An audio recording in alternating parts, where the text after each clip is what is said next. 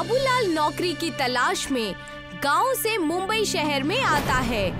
वो नौकरी के लिए बहुत भटकता है, पर उसे कहीं भी नौकरी नहीं मिलती है और दिन भर धूप में भटकने की वजह से उसकी तबीयत खराब हो जाती है।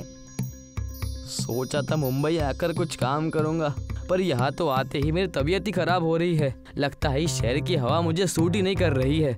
अब तो डॉक्टर के पास जाना ही पड़ेगा। बाबूलाल डॉक्टर के पास जाता है तो देखता है कि वहाँ बहुत भीड़ लगी हुई है। पूछने पर पता चलता है कि सभी लोग बाहर का खाना खाने से बीमार पड़ गए हैं। ये देखकर बाबूलाल के मन में एक ख्याल आता है। अच्छा तो ये बात है, क्यों ना मैं इन लोगों को खाना बना कर दूं, जिससे मुझे भी काम मिल जाएगा और इन लोगों को खाना। बाबूलाल डॉक्टर से अपने लिए दवाई लेता है और अपने घर आकर टिफिन सर्विस शुरू करने की तैयारी करता है। सबसे पहले जाकर वो किराने की दुकान से राशन खरीदता है। उसके बाद वो बर्तन वाले की दुकान से जाकर बहुत सारे टिफिन खरीदता है और खाना बनाना शुरू कर देता है। अच्छे से खाना पकाऊंगा, तभी तो लोगों को मेरे हाथ का खाना पसंद आएगा। और साथ ही मुझे साफ सफाई का बेहद ध्यान रखना होगा, तभी तो लोग स्वस्थ भी रहेंगे। बाबूलाल साफ सुथरे तरीके से खाना बनाता है और लोगों के घर घर जाकर टिफिन देता है। सभी को उसके हाथ का खाना बेहद पसंद आता है, इसलिए उसको और भी कई लोग टिफिन देने के लिए बोलते हैं। अरे वाह, मैंने जितना सोचा था ये काम तो उससे भी अच्छा चल रहा है। अब तो मन लगाकर काम करना होगा, तभी जाकर ज्यादा लोगों को टिफिन पहुंचा सकता हूँ। बाबूलाल बहुत मेहनत करता है, पर फिर भी वो ज्यादा लोगों तक टिफिन नहीं पहुंचा पाता, क्योंकि एक तो वो अकेला ही सारा काम करता है, राशन लाना, खाना पकाना और टिफिन पहुंचाना। वो देखता है कि बहुत से लोग सुबह सुबह ऑफिस जाने के लिए बस की लाइन में लगे हुए हैं। इन्हें देखकर नहीं लगता कि ये सभी लोग ऑफिस के चक्कर में नाश्ता भी ठीक से करते होंगे। अगर इनको बस में जाते जाते निहारी मिल जाए तो ये लोग ऑफिस भी टाइम पर पहुंच जाएंगे और भूखे भी नहीं रहेंगे। बाबूलाल एक बस रेस्टोरेंट खोलने की सोचता है।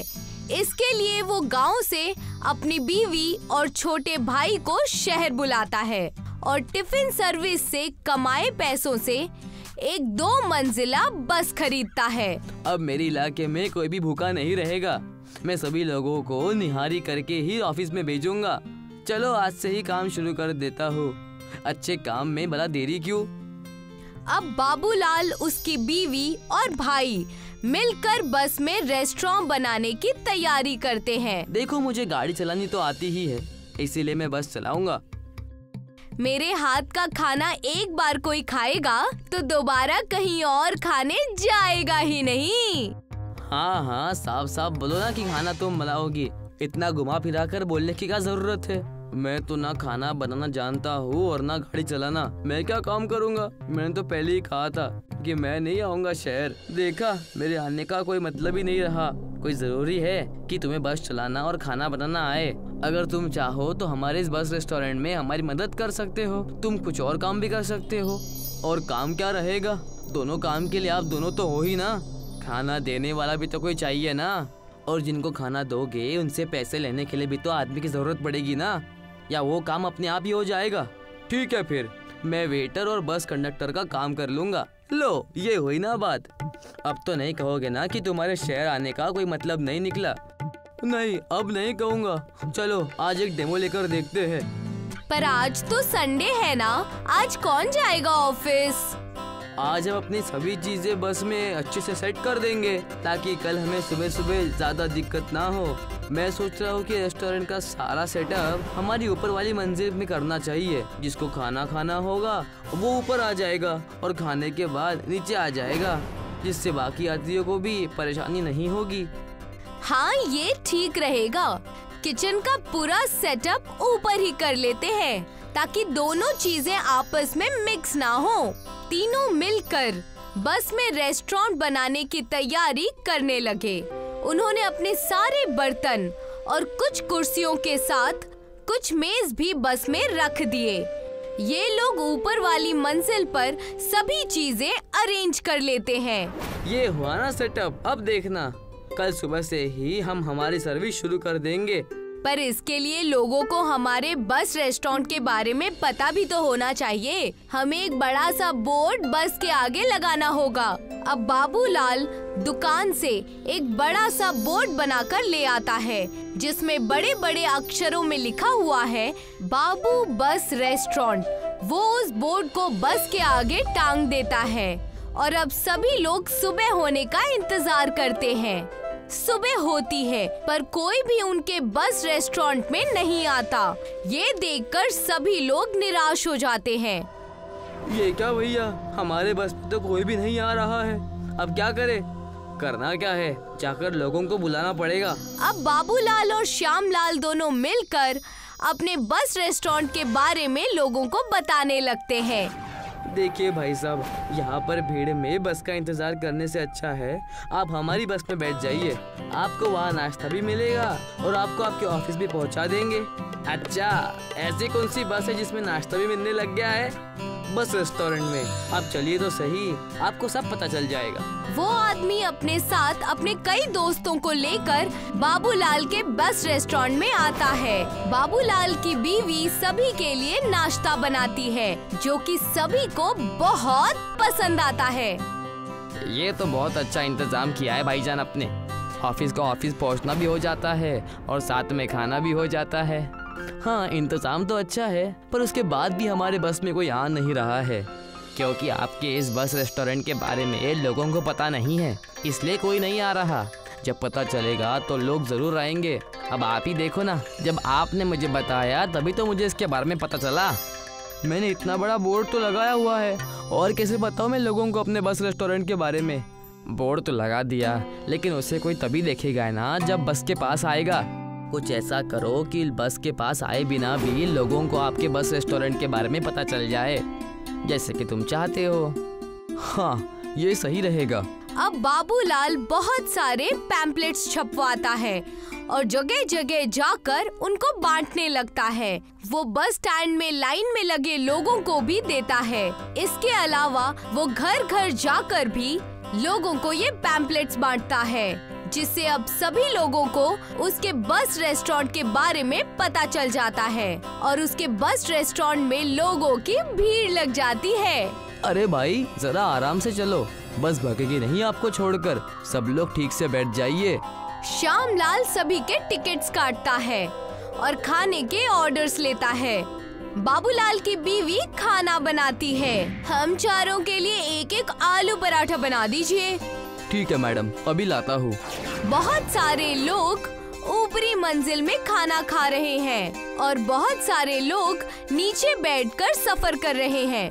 ये लीजिए मैडम, आपके पराठे और ये हमारे रेस्टोरेंट का टेस्टी अचार। थैंक यू भैया। जैसे जैसे वक्त बीतता है, बाबूलाल के बस रेस्टोरेंट में लोगों की भीड़ लगने लगती है। अब सभी लोगों को इस बस रेस्टोरेंट के बारे में पता चल गया है, इसीलिए सभी लोग इससे सफर करना पसंद करते हैं और देखते ही देखते बाबूलाल को सभी लोग जानने लगते हैं और वो बहुत पैसे कमाकर यहाँ पर अपना एक सुंदर सा घर खरीद लेता है। एक गांव में मीना और रीना नाम की दो बहनें रहती थीं। रीना बड़ी थी और मीना उससे 2 साल छोटी।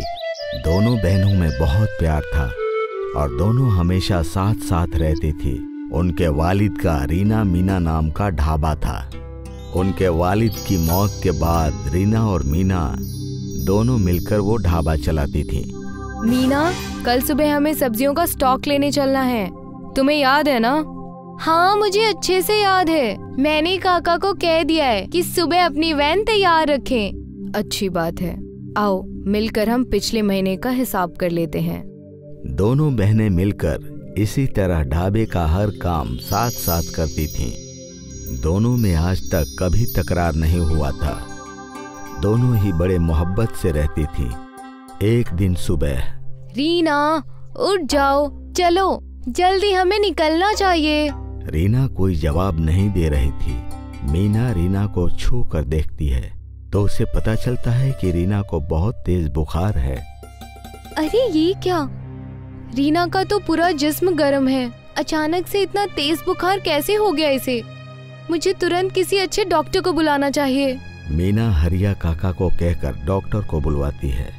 डॉक्टर रीना को देखते हैं और उसे दवाई खिलाकर आराम करने की सलाह देते हैं।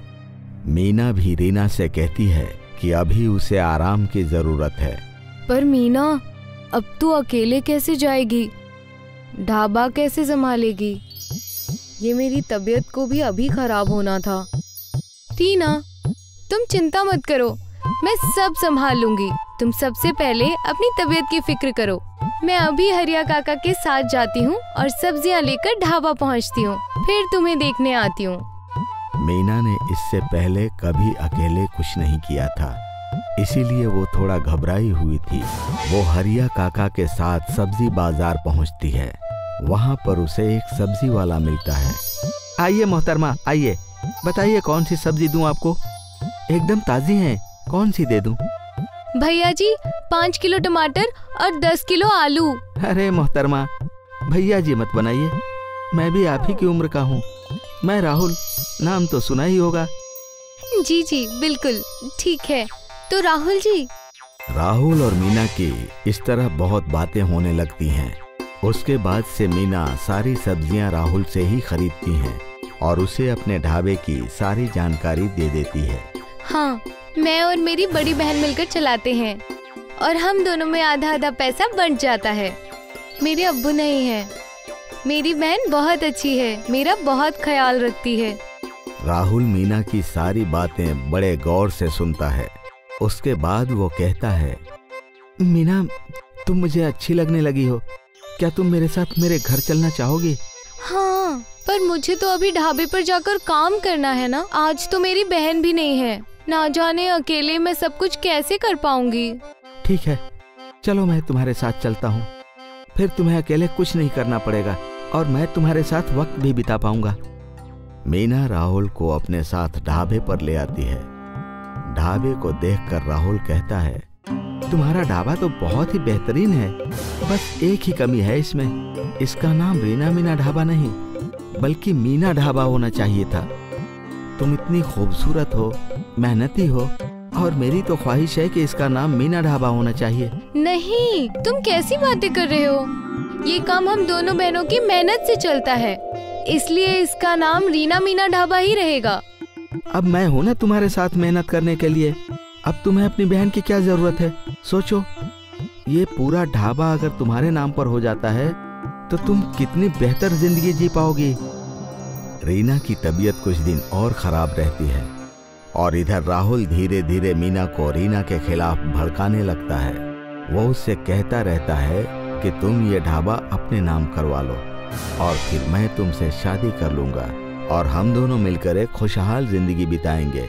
मीना धीरे धीरे उसकी बातों में आ जाती है और फिर ढाबे के कागजात बनवाकर और फिर रीना से उस पर गलत तरीके से सही करवा लेती है। रीना की तबीयत ठीक नहीं होती, इसीलिए वो बिना कुछ पूछे कागजात पर सही कर देती है। इसके बाद मीना ढाबे का नाम रीना मीना ढाबा से बदलकर मीना ढाबा कर देती है और राहुल के साथ रहने लगती है। अब रीना की तबीयत ठीक हो जाती है और वो ढाबे पर आती है। जैसे वो राहुल को देखती है तो उसे ये महसूस होने लगता है कि राहुल बिल्कुल ठीक आदमी नहीं है। मीना, ये सब तुमने क्या कर दिया? ये हमारा बोर्ड क्यों चेंज कर दिया? और ये लड़का कौन है? अब ये ढाबा मेरा है, तुम्हारा इस पर कोई हक नहीं। तुम चाहो तो मैं खुद तुम्हें कागज दिखा सकती हूँ। तुम्हारे लिए अच्छा होगा कि तुम यहाँ से हमेशा के लिए चली जाओ और मुझे और मेरी मोहब्बत को साथ में ये ढाबा चलाने दो। रीना समझ जाती है कि इसी ने उसकी बहन को बहकाया है। वो उस समय झगड़ा करना बेहतर नहीं समझती। उसे पूरा यकीन रहता है कि ये सब किया धरा राहुल का ही है, मगर अभी मीना की आंखों पर मोहब्बत की पट्टी बंधी हुई है, इसीलिए वो वहां से चली जाती है।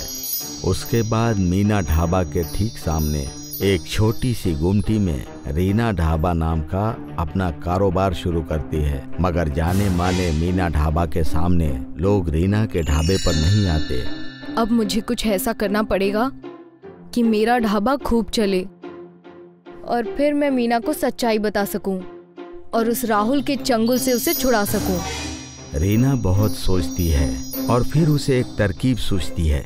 वो सोचती है कि क्यों न एक ही थाली में 54 तरह के पकवान परोसे जाएं, ताकि लोगों को तरह तरह के जायके खाने को मिले और एक ही थाली में उनकी सारी उम्मीदें पूरी हो जाएं। कुछ अलग करने से उसके ढाबे पर ज्यादा खरीदार आएंगे। हाँ, ये आइडिया बहुत अच्छा लग रहा है। मैं इस थाली का नाम बाहुबली थाली रखूंगी। अब मेरे ढाबे की बाहुबली थाली पूरे शहर में मशहूर होगी। रीना अपना बाहुबली थाली लॉन्च करती है। देखते ही देखते उसकी बाहुबली थाली पूरे शहर में मशहूर हो जाती है और उसका रीना ढाबा बाहुबली रीना ढाबा के नाम से जाना जाने लगता है। वो बहुत पैसे कमाने लगती है और अपने ढाबे को बहुत बड़ा बना देती है। उसके सामने अब मीना ढाबा चलना बंद हो जाता है। एक रात को जब वो अपना ढाबा बंद कर रही होती है तो उसे सामने से चिल्लाने की आवाज आती है। अरे अब तो तुम्हारे पास चवन्नी भी नहीं बची है। मैं तुम्हारे साथ नहीं रह सकता, चलता हूँ। तुम अपने इस ढाबे को संभालो और नहीं संभाल सकती तो इसी ढाबे में तुम खुदकुशी कर लेना। पर तुमने तो कहा था कि तुम मुझसे बेहद मोहब्बत करते हो और किसी भी हालत में मुझे छोड़कर नहीं जाओगे। जब तक दौलत है तब तक मोहब्बत है। अब मुझे तुम्हारे पास कोई फायदा नहीं दिखता। ये सब सुनकर मीना रोने लगती है। राहुल वहां से चला जाता है और तभी रीना उसके पास आती है और उसे गले लगा लेती है। मीना बहुत रोती है और रीना से माफी मांगती है, पर रीना मीना को माफ कर देती है और फिर दोनों बहनें मिलकर दोनों ढाबों को बहुत अच्छे तरीके से चलाती हैं और पूरे शहर में उनका नाम हो जाता है।